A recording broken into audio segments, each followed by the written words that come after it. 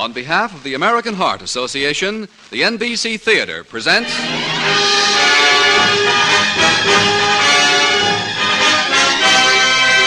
Screen Directors Guild assignment. Production, Magnificent Obsession. Director, John Stahl. Star, Irene Dunn.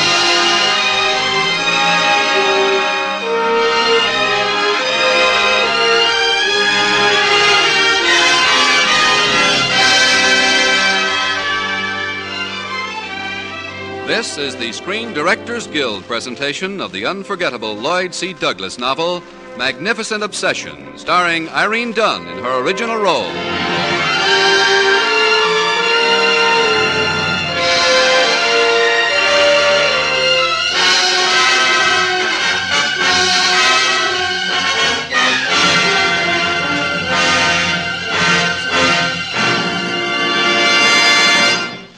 The motion picture medium is often described as the most magnificent art form ever devised, for it is a combination of all the arts.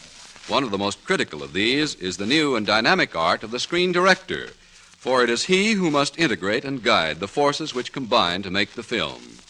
Therefore, it is with pride that the NBC Theater presents one of the most celebrated exponents of the screen director's art, the president of the Screen Directors Guild, Mr. George Marshall.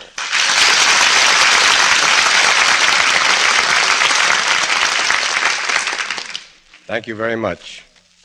I'm pinch hitting tonight for John Stahl. John, as you know, directed Magnificent Obsession and other such wonderful films as The Keys of the Kingdom, The Foxes of Harrow, and The Walls of Jericho. Magnificent Obsession is one of John's favorite pictures because of the appealingly simple manner in which it translates basic human values into film, telling of hatred turning into love and darkness into light. And speaking for myself, I know that you will enjoy Magnificent Obsession, starring Irene Dunn in her original role as Helen Hudson.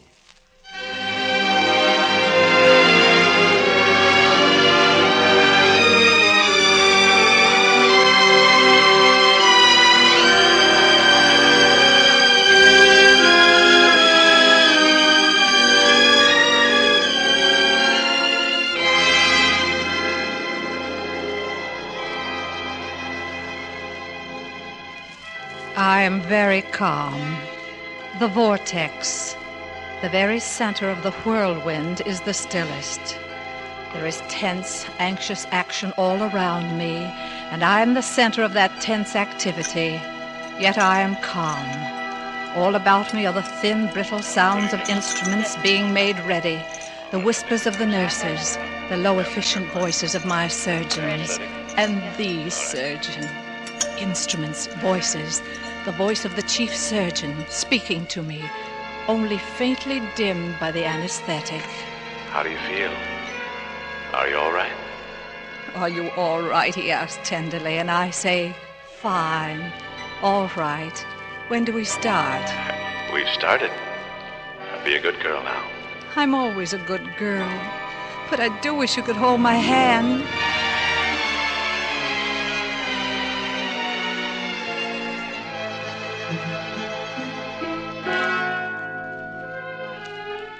In darkness, I await my great moment, the moment that will bring me light or leave me in lifelong darkness. But I am calm. Many things swim through my mind.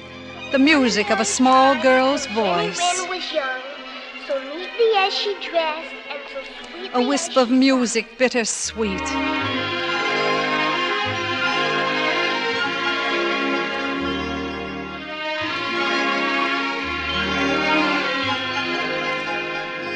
And then, the sudden nightmare of a time long before Paris. I remember Brightwood, my husband's hospital on the shore of the lake, the deep, smooth, fatal lake, the quiet lake that killed my husband. And in my mind, I see again the wild, bereft eyes of Joyce Hudson, my husband's daughter, my stepdaughter. Joyce telling me how it all happened. It all comes back. It all comes back.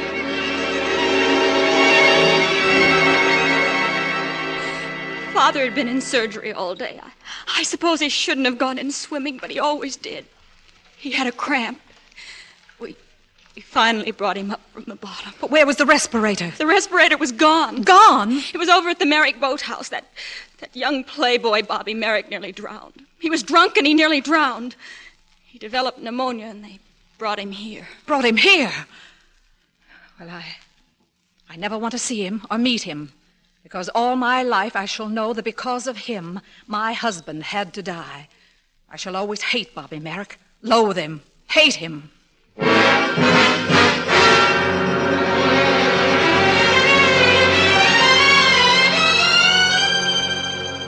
Helen, you've got to talk to Bobby Merrick. I won't. He won't listen to anyone. He has a fever of 103 and he refuses to stay in bed. There's nothing I can do.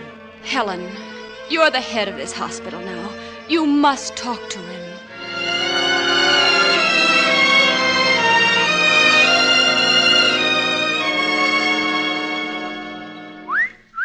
Oh, what have we here? Nice. Mr. Merrick, you've been behaving very badly. Shucks, honey, I can't help it if I'm the active type. I want to get out.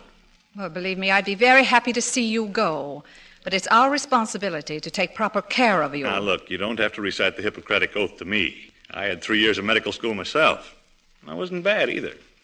But I was bored, so I quit. I'm not surprised. My husband always said that the mere possession of a medical degree didn't make a doctor. It takes humility, humanity, things that you're too selfish to understand. Now, wait a minute. Are you going to be the next one to tie into me because I happen to be drowning at the same time this Dr. Hudson was drowning? Is it my fault that this whistle-stop hospital had only one respirator? And anyhow, did I ask for it? A lot of people loved and honored Dr. Hudson. Sure. And they're all wondering why I should live and he had to die, huh? Yes. All right, I'm not worth much, but you might as well face it.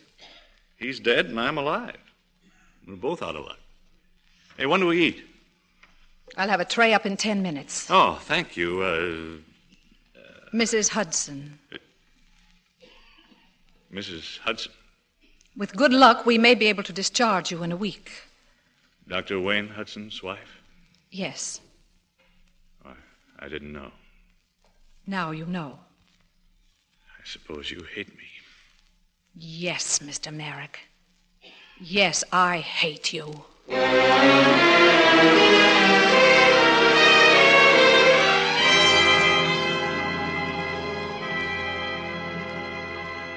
In the operating room, I feel no pain as the surgeons operate.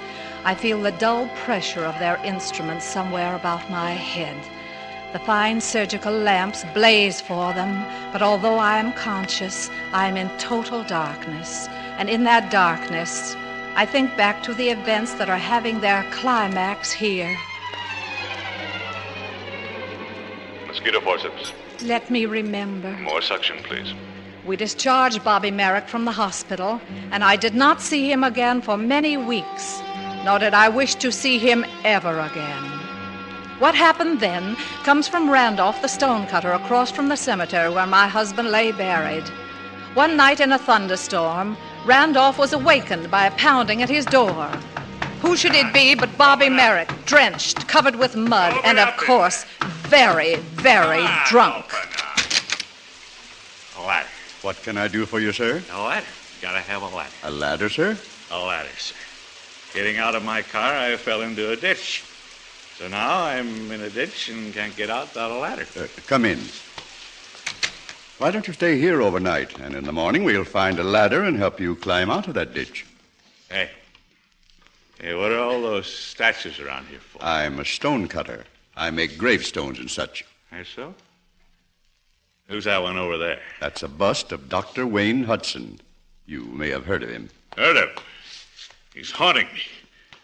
First they save my life with Dr. Hudson's lung machine, and then they take me to Dr. Hudson's hospital. And I meet a beautiful girl. Who is she? Dr. Hudson's wife. His widow. Haunting me, that's what. Tell you what. You get some rest and sleep it off. Haunting me. I'll make you breakfast in the morning, and then we'll get a ladder and look for you.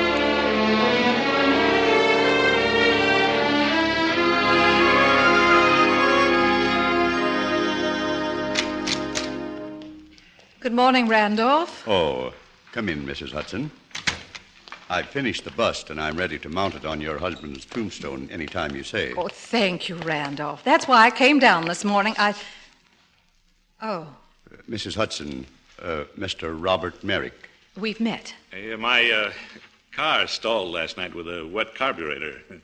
Randolph here was good enough to put me up overnight. Randolph, I'm ready to go to my husband's grave whenever you're ready. Ready right now. I'll get my coat and my boots. Rather muddy this morning. See, I'd like a word with you, Mrs. Hudson, when you get back, if you don't mind. I mind very much. Well, then I'd like a word with you anyhow.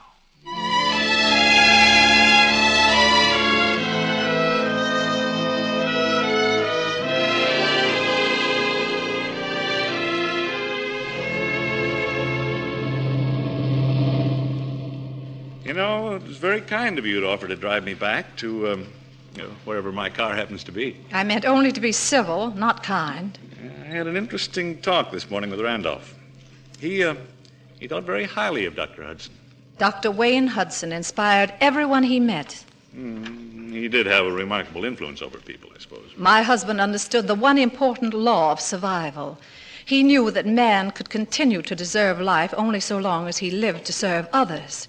He believed in the power of unselfishness and in power from unselfishness. It's a remarkable theory. It's a working, living theory. My husband discovered that Randolph had a talent for something better than carving gravestones, but he encouraged him to continue making memorials for the beloved dead. It wasn't art at first, but because it was in the service of plain, stricken, unhappy people, it became great, as my husband knew it must. That's very interesting. Oh, I know. You, to your worldly kind, there's no value in human sympathy, no virtue in unselfishness. You know, you're beautiful. Mr. Merrick, I think you'd better get out here.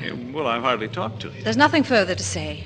I haven't had a fair chance to express myself in the unfortunate incident about your husband. Incident? 1,000 people have lost their hope of happiness and even life itself, and you call it an incident. Well, I only meant to try to... Get out of this car. Oh, why don't you melt? Get out. Please, look at that beautiful scenery. Will you leave this car? What a view. It's Arcadian. It's classic. All right, then I'll get out. Here, wait. No, let go of my wrist. Now, listen to me. Let go, I tell you. Let go. Oh, come on back. After all, I would... Look out! Look out for that car!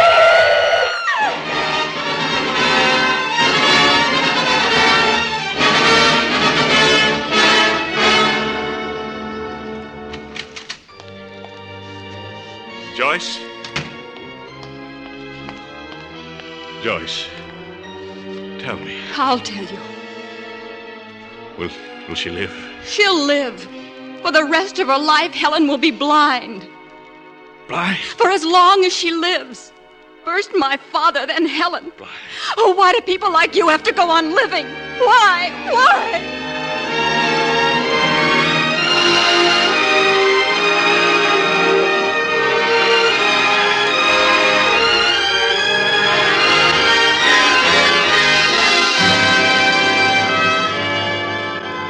On behalf of the American Heart Association, the NBC Theater is presenting the Screen Directors Guild production of Magnificent Obsession, starring Irene Dunn as Helen Hudson, with Willard Waterman as Robert Merrick.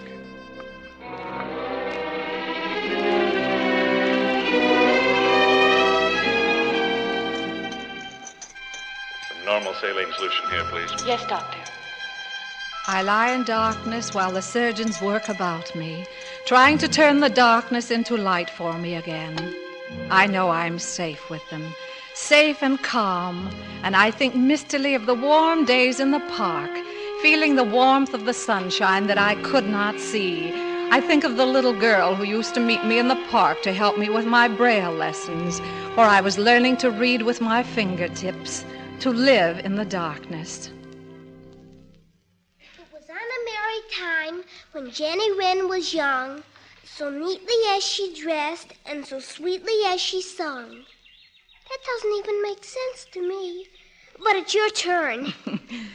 My dearest Jenny Wren, if you will but be mine, you shall dine on cherry pie. Cherry pie.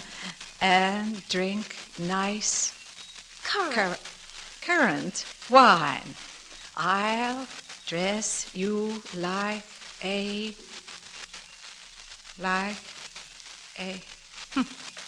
I'm stuck. Goldfish.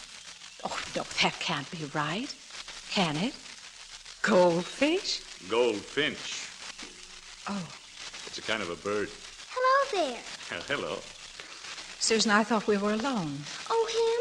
He's here every day. Let's read some more. No, I'd rather not today. Tomorrow? Yes, tomorrow. Well, okay. Take care of yourself. All right. I'll be seeing you, Susan. Bye, mister. Yeah, so long, dear. My dear Miss Jenny. I didn't know anyone was near us. Won't you let me help you with your reading? No, I'd be embarrassed learning my ABCs with a grown-up. Oh, before long, you'll be reading the classics in Braille. I have a friend who collects them. I'd like to bring them to you from time to time. Oh, thank you, but I'd better learn my Mother Goose first. Are you interested in Braille? Yes, very much. You a doctor? I just took my degree. Oh, how nice. What's your name? Robert? Oh, Dr. Robert.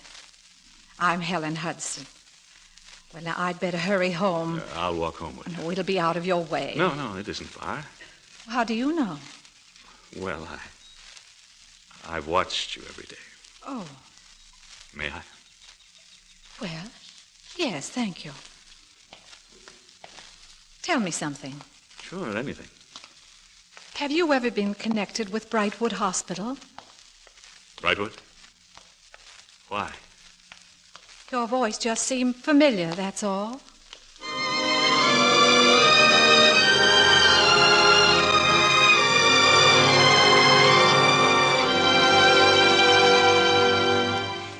Day after day, he was there waiting for me, reading to me, as I learned to read with my fingertips. Day after day, he walked with me as far as my corner and no further.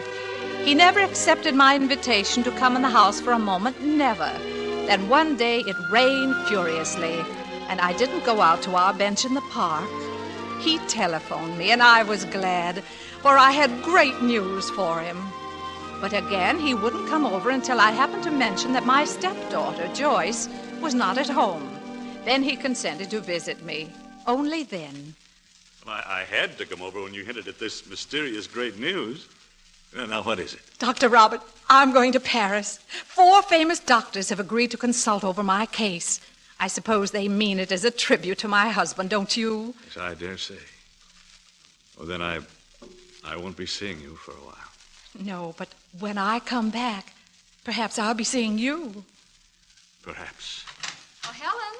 Oh, back so soon, Joyce? It began to rain so hard I just gave up the whole idea of... Oh, Joyce Hudson, this is Dr. Robert. You've heard me speak about him.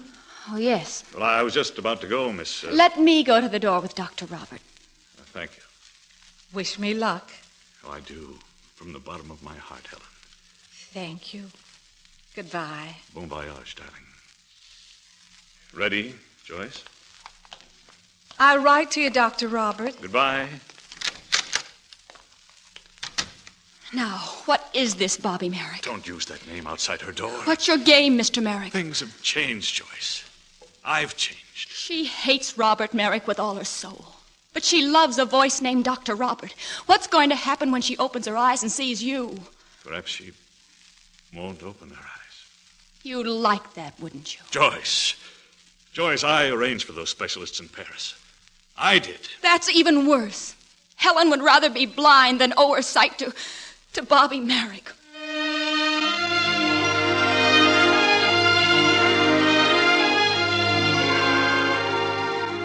Paris and hope. Paris and disillusion. 4 great doctors looked into my eyes, examined x-rays, tested, asked questions, gave up. All the next day and into the early evening, I sat at the window of our hotel, hearing the voice of the city, listening to life and laughter in the streets, feeling so much and seeing nothing, and never hoping to see.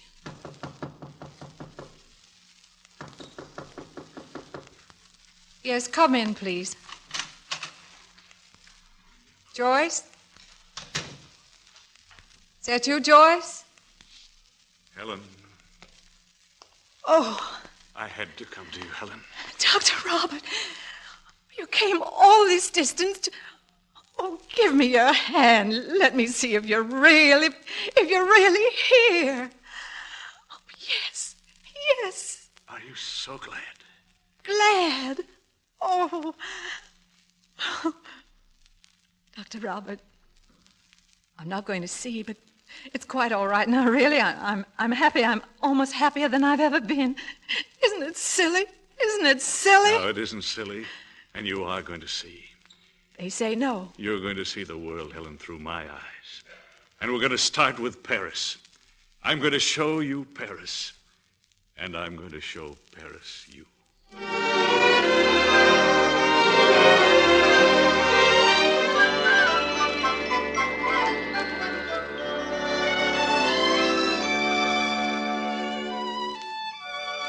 All day, day after day, we saw Paris. Paris from the omnibus, the tower, the cathedral.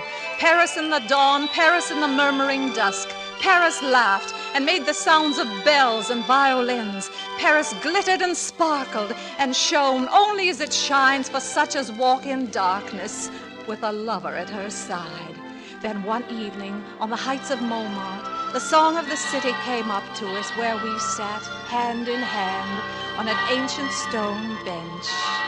I sat in darkness, my hand in his, and I was happy.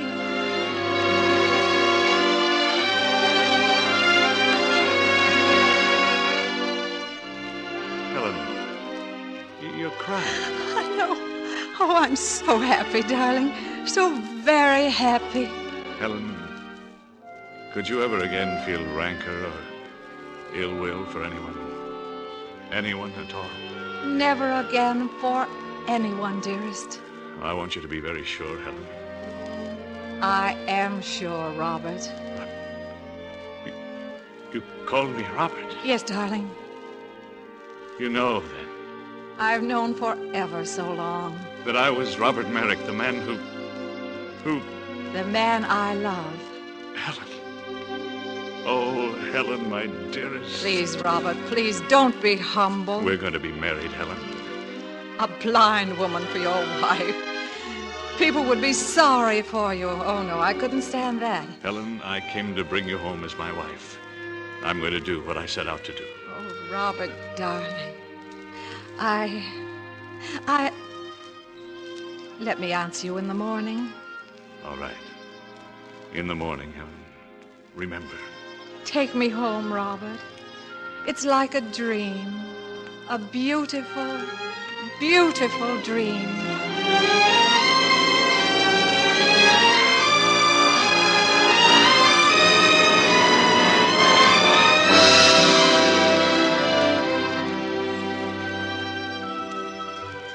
In the morning, Joyce and I left Paris. It was the only thing to do. For 6 long years, I did not see Robert again. I heard that he was abroad working, studying, and then one day I received a note from him. Joyce read it to me, only a few words. Dearest, I am a man possessed and obsessed, but I am not mad, only in love. Wait for me, I'm on my way. Robert Merrick, M.D.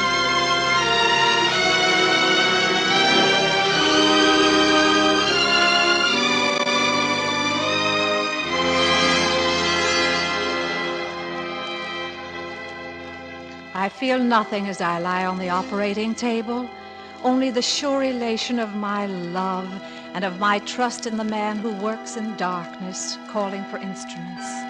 For Robert is with me, a Robert possessed, a Robert inspired, full of the medical wisdom of his years of study and understanding and love. Once he held aside the veil of darkness, and I saw Paris, and he can brush the shadows from my eyes forever, if anyone can. For his is the power and the glory of those who live unselfishly for their fellow men.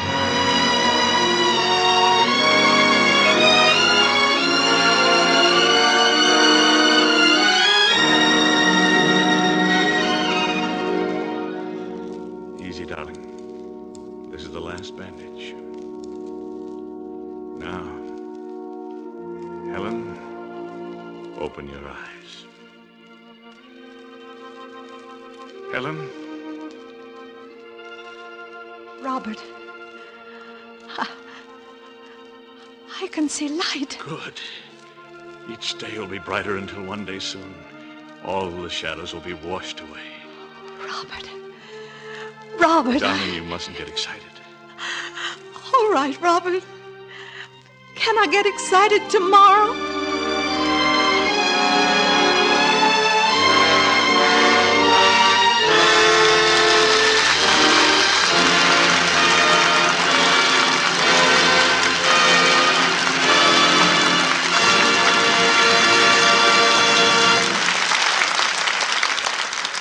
The NBC Theater has presented the Screen Directors Guild production of Magnificent Obsession, starring Irene Dunn.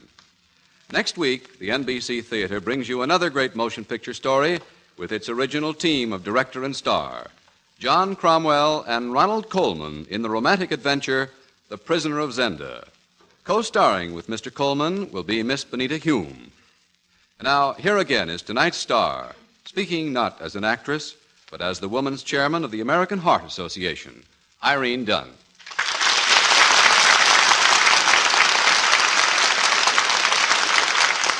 Thank you very much. As you've been told, tonight's Screen Directors Guild production was presented on behalf of the American Heart Association.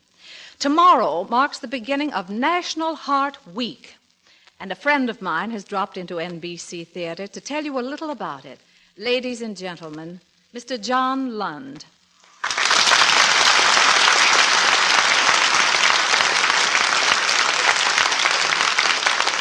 Thank you. Thanks, Irene. Folks, next week the American Heart Association and the various local heart associations will be asking you for $5 million. But the real goal of the National Heart Week campaign isn't dollars, it's lives. Close to 600,000 lives which each year are snuffed out by heart disease. That's an awfully large figure, large enough to include you or a member of your family. So when you make your contribution to the Heart Association, you won't just be giving money away. You'll be buying something, research, a program of public education, and the most modern and efficient heart disease treatment to serve your own community. For example, rheumatic heart disease strikes hardest at our children. To protect the youngsters, the Heart Association is setting up an organization to examine the heart of every child in the land. I know the American heart is big enough to protect the hearts of its children. Don't let National Heart Week slip by without helping out. Good night.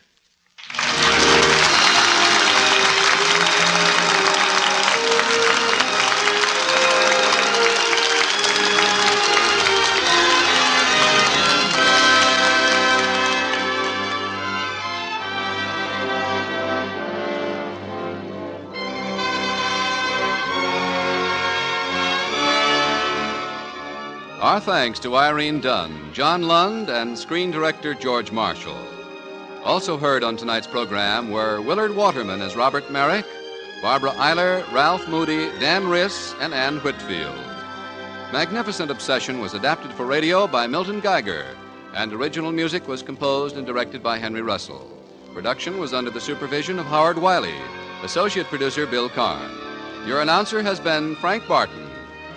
Magnificent Obsession was presented through the courtesy of Universal International Pictures, now releasing The Fighting O'Flynn, starring Douglas Fairbanks Jr. and Helena Carter.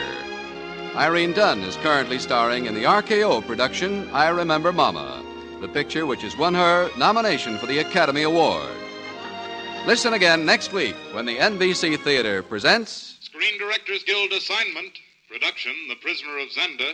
Director, John Cromwell. Stars, Ronald Colman, Benita Hume.